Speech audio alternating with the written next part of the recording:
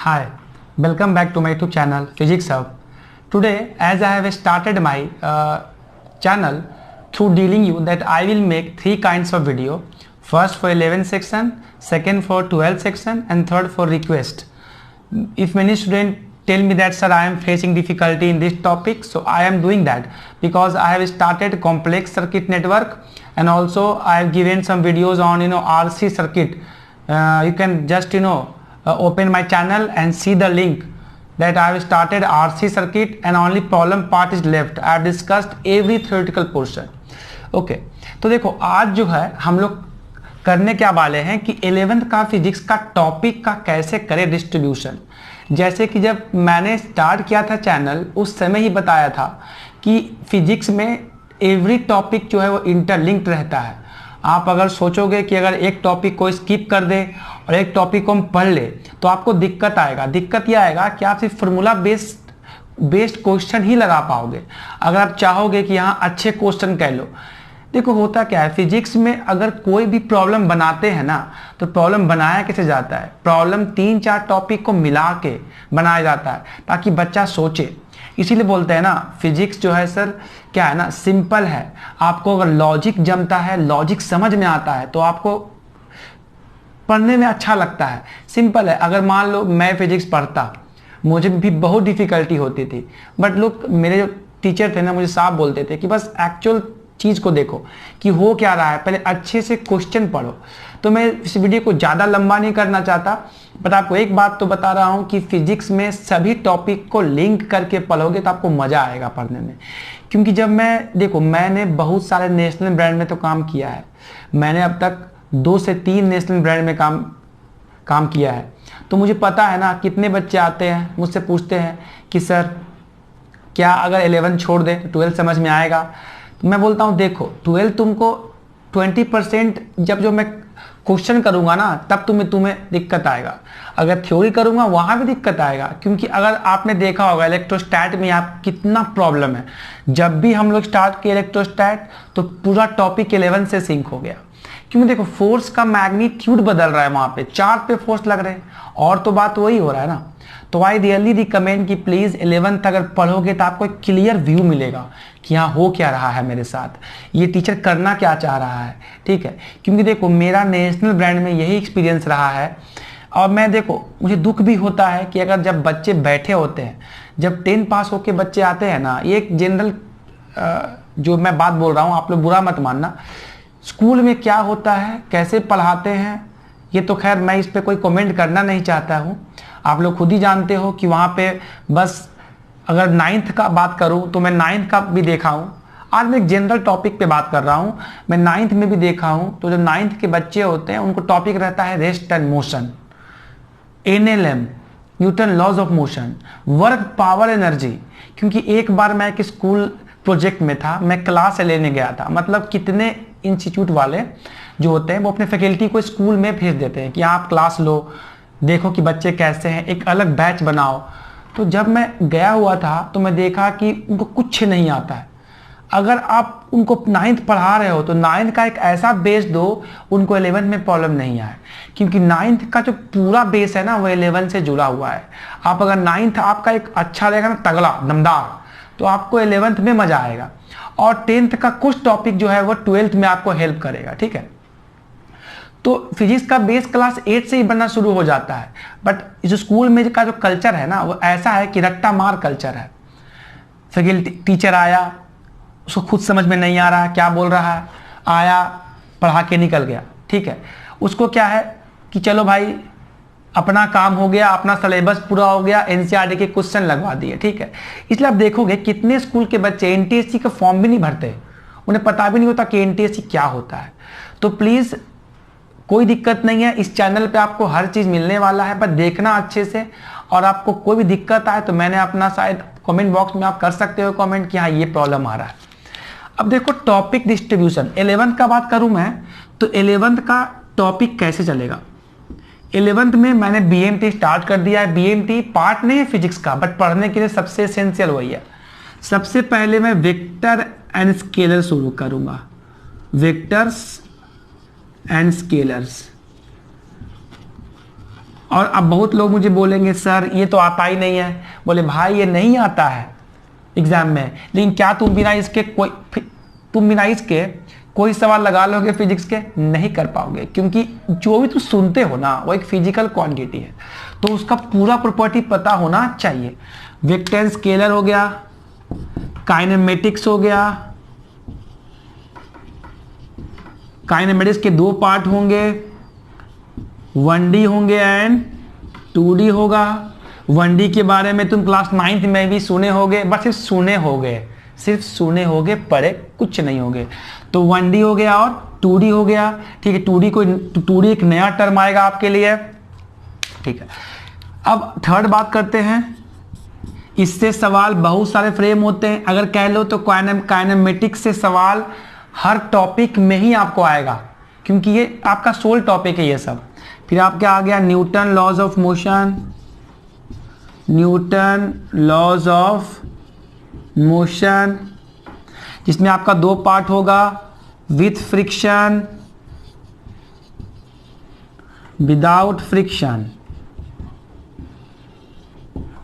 With friction, without friction. अब मैं आपको एक बात और बता दूं, Newton laws of motion and forces कह लो। आप अगर ये टॉपिक छोड़ दोगे ना तो पूरा कहानी खत्म हो जाएगा 11th का। आप ये टॉपिक अगर छोड़ देते हो तो पूरा कहानी खत्म हो जाएगा 11th का। क्यों? इसलिए मैं इसको स्टार मार्क कर रहा हूं। क्यों? देखो हम लोग 11th में जो भी पढ़ रहे हैं ना वो मैकेनिक्स है, बॉडी पे फोर्स लग रहा है, फ्री बॉडी डायग्राम लिखना सीखेंगे, तो ये छूट जाएगा तो आपको बहुत दिक्कत आएगा। इसलिए मैं इसको स्टार मार्क कर दूं, इस पे 5 स्टार रेटिंग कर दूं, ठीक है। फोर्थ टॉपिक का बात करूं मैं, इसके बाद आपका आएगा सर्कुलर मोशन। क्या आएगा? Circular motion. एनसीईआरटी में इसको क्लब कर दिया गया है विथ रोटेशन, इसको क्लब कर दिया गया है विथ रोटेशन। फिफ्थ टॉपिक का बात करो तो फिफ्थ टॉपिक जो है आपका सबसे इंपॉर्टेंट टॉपिक है, that is called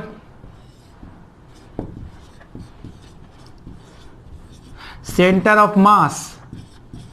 centre of मास से आपका सवाल जो है वो आना ही आना है एग्जाम में। JEE या नीट के लिए बहुत इंपॉर्टेंट टॉपिक है ये।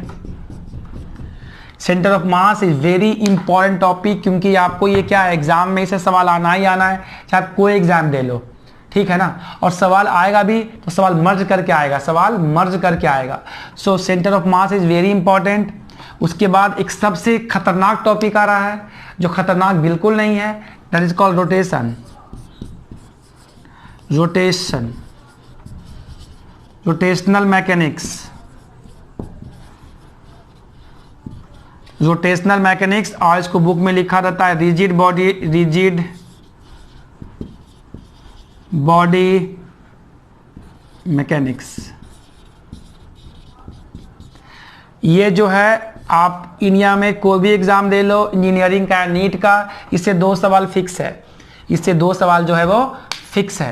तो ये आपका हो गया 6 नंबर टॉपिक, वेक्टर स्केलर हो गया, काइनेमेटिक्स हो गया। मैं इसमें एक बात मिस कर दिया, इसमें टॉपिक मिस हो गया है, आप इसको कह सकते हो unit and dimension. Unit and dimension इसी में कर लो आप, यूनिट एंड डायमेंशन मैं इसी में करवा दूंगा। यूनिट एंड डायमेंशन छोटा टॉपिक है, 2 लेक्चर में खत्म हो जाएगा। यूनिट एंड डायमेंशन, ठीक है। ये आपका हो गया 6 नंबर टॉपिक, रोटेशनल मोशन। इस पे बिल्कुल देखो ये और ये एकदम 5 स्टार कर लो। Newton laws of motion, centre of mass, rotation and 2D में आपका एक टॉपिक आएगा प्रोजेक्टाइल मोशन, जिससे आपका सवाल बनता ही बनता है एवरी एग्जामिनेशन में, ठीक है। तो ये आपका हो गया, जिस पे मैंने स्टार मार्क कर रहा है उसको स्टार मार्क कर लो, क्योंकि बहुत इंपॉर्टेंट होगा, क्योंकि इसको पढ़ने के लिए हमको पूरे अच्छा से पढ़ना पड़ेगा, ठीक है। मैं एक काम करता हूँ, टॉपिक का सिंक जो है ना थोड़ा सा क्या हो गया ना, यहाँ पे गड़बड़ हो गया। देखो सर्कुलर मोशन के बाद जो स्टार्ट होगा, जो मैं करूँगा सर्कुलर, ये आपका 5th हो गया, 4th कह लो, सर्कुलर मोशन हो गया, ठीक है। क्या सर्कुलर मोशन के बाद आपका होगा work power energy, work power and energy, work power and energy, that is very important topic. क्योंकि इसके कंसेप्ट से आपका आधा 11th का क्वेश्चन ही बन जाएगा, आपको कोई टॉपिक समझ में आ रहा है, इसके कंसेप्ट से आपके आधा टॉपिक ही खत्म हो जाएंगे 11th के। 6 नंबर देख लो, तो सेंटर ऑफ मास, इसके बारे में बताया एग्जाम में क्वेश्चन रहते ही रहते हैं इससे, very important, centre of mass. 7th का बात कह लो, rotational motion, rotational motion very important, क्योंकि इससे भी सवाल आता ही रहता है, 2 सवाल या 1 सवाल इससे फिक्स है, ठीक है। ये आपका 7 नंबर हो गया, क्या हो गया, 7 नंबर हो गया। चलो, और सब सिंक है, अगर ये नहीं पढ़ोगे तो ये दोनों पढ़ने का कोई मतलब नहीं है। अगर आप वर्क बायोलॉजी नहीं पढ़े हो ना, तो ये दोनों आपको कुछ समझ में नहीं आएगा, कुछ नहीं समझ में आएगा आपको। चलो, हम इसको रब करता हूँ आगे। 8वां नंबर टॉपिक देखो, स्कोरिंग टॉपिक बता, जहाँ पे स्कोर कर सकते हो। ये टॉपिक में और इसमें क्वेश्चन सर कैसे भी फ्रेम किए जा सकते हैं, डिफिकल्ट वाले भी, ठीक है ना। इसीलिए मैंने आपको पहले भी बताया है कि लेक्चर को 2 पार्ट में बांटूंगा, एक मेंस का, एक एडवांस का। मेंस में आपका नीट भी कवर हो जाएगा, नीट भी कवर हो जाएगा। 8 नंबर, 8 में देखो आप, टॉपिक आपका क्या है 8 में, रोटेशन हो गया। SHM देख लो, simple harmonic motion, simple harmonic motion, simple harmonic motion, that is very important topic. इससे भी 1 से 2 सवाल रहता है। 9th में बात कर लो, फ्लूइड मैकेनिक्स, क्या आएगा, फ्लूइड मैकेनिक्स, फ्लूइड मैकेनिक्स, ठीक है ना। फ्लूइड मैकेनिक्स के बाद आपका क्या आएगा, 10 देख लो, इलास्टिसिटी, स्मॉल टॉपिक है ये, इलास्टिसिटी, क्या आएगा, इलास्टिसिटी। अब 11th का बात कह लो, 11 टॉपिक में देख लेते हैं अपन, तो क्या आएगा आपका, वेव मैकेनिक्स, क्या आएगा, वेव मैकेनिक्स को मैं 3 पार्ट में करूंगा, वेव मैकेनिक्स को 2 पार्ट में करने वाला हूं मैं। पहला पार्ट क्या होगा वेव मैकेनिक्स का, first part of the wave mechanics is wave on string होगा, wave on string, wave on string, और ये क्या होगा, साउंड वेव, क्या होगा आपका, लंबा टॉपिक है, और इससे जो है वो क्या प्रॉब्लम जो है वो आने ही आने हैं, फिक्स्ड है। जितने टॉपिक कहा ना, उससे आपका 1 से 2 सवाल फिक्स्ड है। ये टॉपिक स्मॉल टॉपिक है, वेव मैकेनिक्स बहुत लंबा टॉपिक है। इसमें एक और टॉपिक आएगा, डॉपलर, क्या आएगा, डॉपलर इफेक्ट। ये आपका हो गया 11 नंबर टॉपिक। ये सब स्कोरिंग है, टॉपिक क्या है देखो, SHM स्कोरिंग है, ये जितना भी लिखा ना हूँ सब इस टॉपिक स्कोरिंग है, इसमें आप स्कोर कर सकते हो अगर कम भी एफर्ट डालो तो। लेकिन सबको पढ़ने के लिए ये सब आना, जो टॉपिक प्रीवियस लिखा हूँ ना, work power energy, centre of mass, rotation, ये सब आपको आना चाहिए, ठीक है। ये मैं पूरा कोर्स थोड़ा लंबा जाएगा, क्योंकि देखो मैंने पहले भी कहा कि मैं वो फैकल्टी नहीं हूँ कि मैं बोलूँगा हम लोग प्रीवियस पेपर डिस्कस करते हैं। अरे यार, प्रीवियस पेपर तो तुम्हारा पड़ा हुआ है बुक में। हाँ, मैं जितने भी क्वेश्चन लूँगा ना, उसमें क्या SC वर्मा आपका रहेगा, और मैं जब मेंस का वीडियो बनाऊंगा तो SC वर्मा को टच करूंगा सिंगेज के साथ, और जब एडवांस का बनाऊंगा तो एडवांस में 10 और 8 ही प्रॉब्लम लूंगा, लेकिन इरोडोव का लूंगा और अच्छा बुक का लूंगा, ठीक है। तो और साथ साथ में अपन क्वेश्चन बैंक भी कर लेंगे। अगर मैं सिर्फ वीडियो बनाऊं कि भाई प्रीवियस पेपर डिस्कस करूं, कोई मैटर नहीं है, ठीक है ना। वो आप खुद भी कर सकते हो, बुक में लिखा हुआ है, आपका पढ़ा हुआ सॉल्यूशन है, ठीक है ना। चलो, ये आपका हो गया वेव मैकेनिक्स, ये वेव ऑन स्ट्रिंग हो गया, साउंड वेव हो गया। अब मैं 12th नंबर का देखता हूं, 12th नंबर का लेक्चर देखता हूं, वेरी इंपॉर्टेंट पार्ट होगा ये 12th का। देखो, अब एक आपका हो गया थर्मोडायनेमिक्स, थर्मोडायनेमिक्स में 4 चैप्टर है। थर्मोडायनेमिक्स में कितने चैप्टर्स है, 4 चैप्टर्स, 4 चैप्टर। इसका वेटेज भी JEE में क्या है 8%, इसका वेटेज JEE में 8% वेटेज है। इससे 2-3 प्रॉब्लम हमेशा आते हैं, बट नीट में इसका वेटेज ज़्यादा है। अगर JEE का बात करूं तो JEE में 8% और नीट का बात करूं मैं तो नीट में इसका वेटेज ज़्यादा है। नीट में इससे 4 क्वेश्चन रहते हैं, 4 क्वेश्चन नीट में इससे रहते हैं थर्मो में। इसीलिए थर्मो एक ऐसा टॉपिक है जो आपको कम मेहनत में भी मार्क्स दे सकता है। नीट में आपको इससे 12 नंबर का सवाल तो आएगा। अब हर साल का पेपर देख लो, 3 सवाल तो फिक्स्ड है इससे, कम से कम 12 मार्क्स का। ठीक है, टॉपिक स्कोरिंग है ये थर्मोडायनामिक्स। ये आपका 11 सेक्शन जो है खत्म हो गया। यहाँ से आपका पूरा 11 सेक्शन जो है वो कवर हो गया। क्या क्या बोला मैंने? वेक्टर हो गया, काइनेमेटिक्स हो गया, Newton laws of motion, circular motion देख लो, वर्क पावर एनर्जी, और जैसे जैसे सिंक दिया हूँ हम लोग वैसे ही पढ़ना है, वरना क्या होगा, दिक्कत आएगा। मैं 5 मिनट पहले जब स्टार्ट किया था वीडियो तो बता ही दिया था कि टॉपिक अगर सिंक में नहीं पढ़ोगे तो प्रॉब्लम आएगा। क्या आएगा? आपको प्रॉब्लम आएगा। यही सिंक हर जगह फॉलो होता है। जितने भी नेशनल ब्रांड हैं जिन्होंने अपने मॉड्यूल को डिज़ाइन किया है वो इसी तरह से किया है क्योंकि बच्चों को प्रॉब्लम नहीं आए। और कुछ जो है मैंने थोड़ा बहुत चैप्टर ऊपर नीचे कर दिया है क्योंकि मुझे लगता है कि ऐसे ही पढ़ा जाना चाहिए।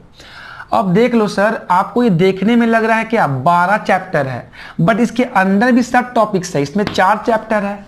वेव मैकेनिक्स में जो है 2 चैप्टर है, 2 क्या 3 कह लो। डॉपलर भी आपको अलग से पढ़ना पड़ेगा। ठीक है, फ्लूइड मैकेनिक्स बहुत लंबा जाता है क्योंकि सब बड़े बड़े चैप्टर्स है। SHM भी जाता है लंबा। ठीक है ना। तो देखो, मैंने पहले भी कहा है कि आप थ्योरी कितना भी पढ़ लो, फिजिक्स में आप कितना भी थ्योरी पढ़ लो, जब तक आप प्रॉब्लम नहीं करोगे तब तक मज़ा नहीं आएगा। ठीक है ना। और एक बुक फॉलो करो थ्योरी बनाने के लिए प्रॉब्लम, और एक बुक न्यूमेरिकल के लिए। ठीक है, चलो तो इसको मैं रब कर देता हूँ। ये आपका 11 सेक्शन है। अब देखो 12 सेक्शन कैसे चलेगा। अब मुझे बताओ, 11 सेक्शन में 16 चैप्टर, तुम 11th ही छोड़ दोगे यार तो तुम्हारा सोल है वो खत्म हो गया। फिजिक्स का सोल टॉपिक समझ रहे हो ना, जो सोल है। अब तुम 12th में पढ़ोगे तो 12th में क्या पढ़ोगे? गिन चुन के 4 तो चैप्टर है। मैं काउंट करूं तो 4 चैप्टर है, बस काउंट कर लो तो। ठीक है, चलो अब 12 सेक्शन देखते हैं कि 12 सेक्शन में कैसे कैसे हमको पढ़ना पड़ेगा और मैं कैसे वीडियो जो है वो बनाऊंगा। ठीक है, चल अब तो 12 सेक्शन पे आते हैं। 12th topic sink. First topic 12th में आएगा इलेक्ट्रोस्टैट, वेरी इंपॉर्टेंट। इससे 12 नंबर का सवाल आता है। इलेक्ट्रोस्टैटिक। ठीक है, इसके 3 पार्ट हैं सर। इसके मैं E1 ले लूँ, E1 जो मैं पढ़ाता हूँ, E2 ले लो और E3 ले लो। E1 मतलब इलेक्ट्रोस्टैटिक के फोर्सेस, जो इसके बेसिक एलिमेंट हैं, जो तुम्हारा बेस बनाएगा इसको पढ़ने के लिए। और अगर तुमने मैकेनिक्स नहीं पढ़ा है, मैकेनिक्स, तो इलेक्ट्रोस्टैट 1 में आपको प्रॉब्लम आएगा क्योंकि पूरा चैप्टर जो है मैकेनिक्स से ही सिंक है। इलेक्ट्रोस्टैटिक 2 में क्या आएगा? गॉस लॉ, जो कि तुम्हारे लिए बिल्कुल नया चीज़ है, बिल्कुल नया चीज़। इसको पढ़ने के लिए एकदम पूरा नया चीज़ है ये। ठीक है ना।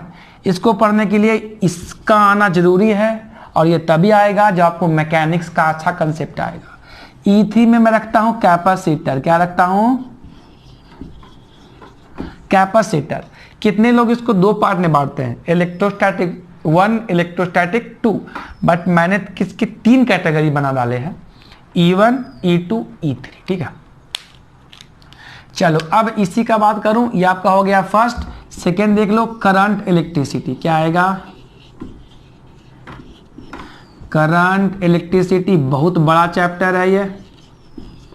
इससे भी 2 सवाल रखा है, वेरी इंपॉर्टेंट।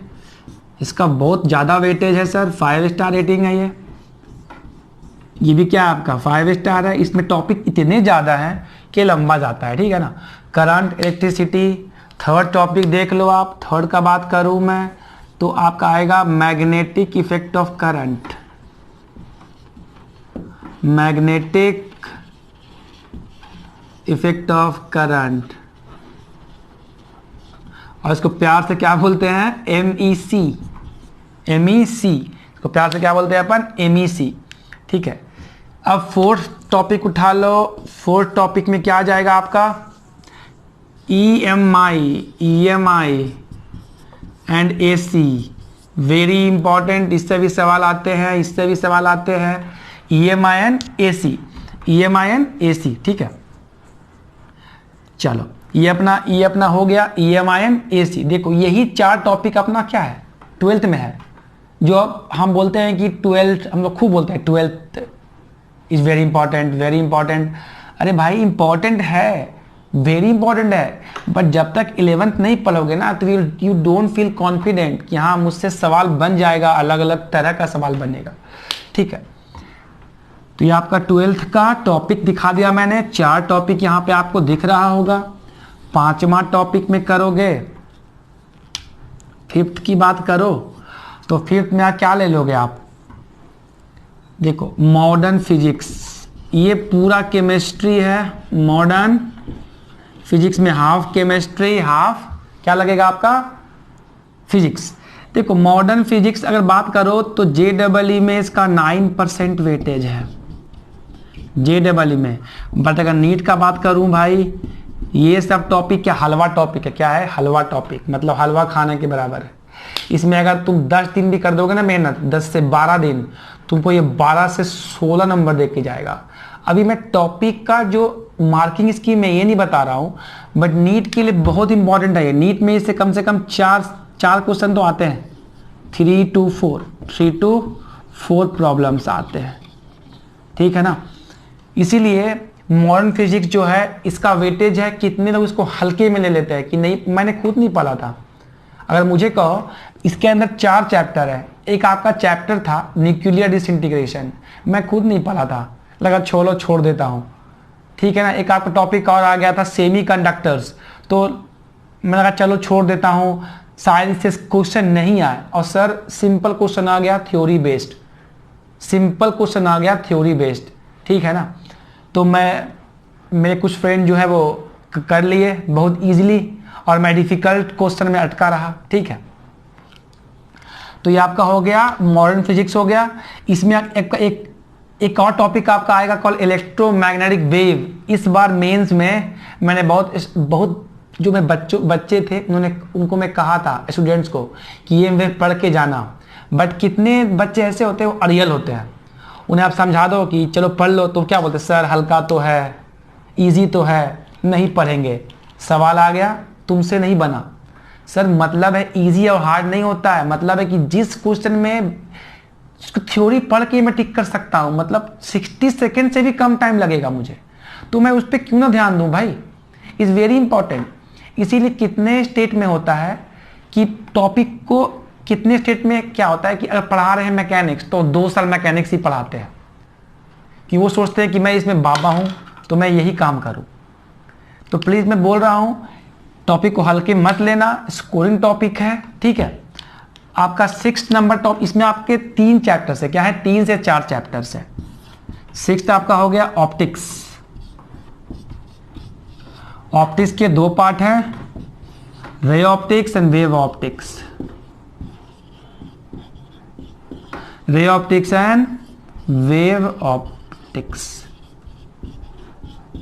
इससे भी सवाल जो है आपका फिक्स है, इससे भी 2 सवाल तो आने ही आने हैं नीट में। और नीट में आपका वेब ऑप्टिक्स में एक टर्म है YDSC, young double slit experiment, उससे प्रॉब्लम आते ही आते हैं। अभी आप 9% कह लो वेटेज। ठीक है, तो देखो अगर कोई मुझसे बच्चा बोलता है कि सर मेरा नीट का पेपर है, मुझे फिजिक्स बिल्कुल नहीं आता है, और ये एक ऐसा टॉपिक है जो आप बिना कुछ पढ़े ही पढ़ सकते हो, ये रे ऑप्टिक्स।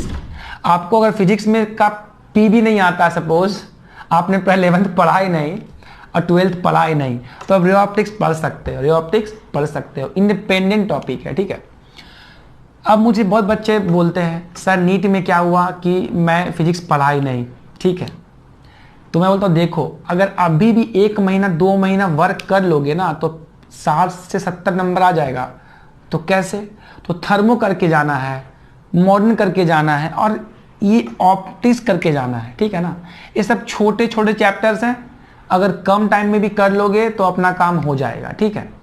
इसीलिए ये जो सिंक है जो मैं फॉलो करने वाला हूँ, इसमें एक टॉपिक मैं छोड़ दिया, इलेक्ट्रोमैग्नेटिक वेव, जो कि मैं मॉडर्न फिजिक्स के ही अंदर कंप्लीट कर लूँगा। तो ये अपना फुल टॉपिक कवर हो गया। अब आप ही बताना 11th इंपॉर्टेंट है कि 12th इंपॉर्टेंट है। इंपॉर्टेंट दोनों है, लेकिन किसका डिपेंडेंसी किस पे है, ये देखो किसका डिपेंडेंसी किस पे है। 11th का डिपेंडेंसी 12th पे है, ठीक है। समझ में आ रहा।